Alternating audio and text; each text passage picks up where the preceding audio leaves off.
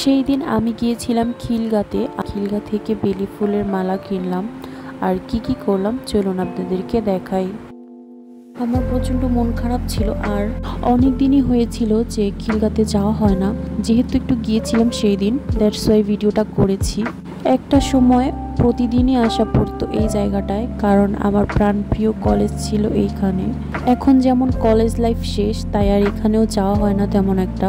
আমার সব থেকে পছন্দের খাবার হচ্ছে পিৎজা, তাই আমি বেলি ফুলের মালা টালা কিনে পিৎজা খেতে চলে গিয়েছি। যেহেতু আমি সাভারে থাকি আর অনেক দিন পরে বাবার বাসায় যাওয়া হয়েছে, মনে হয় না 6 মাসেও ওই জায়গাতে আমার আসা হয়। তাই অনেক দিন পরে এসে আমার সব থেকে পছন্দের খাবার পিৎজা খেতে এসেছি। And guys, here is my pizza. আমি সব থেকে বড় পিৎজাটাই অর্ডার করেছিলাম, যেহেতু আমার অনেক ক্ষুধা লেগেছিল। আমি সারাদিন বাসা থেকে কিচ্ছু না খেয়ে বের হয়েছি, কিন্তু দুঃখের বিষয় আমরা দুজনও খেয়েও এটা শেষ করতে পারিনি। অল্প একটু খাওয়ার পরেই আমার পেট ভরে গিয়েছিল।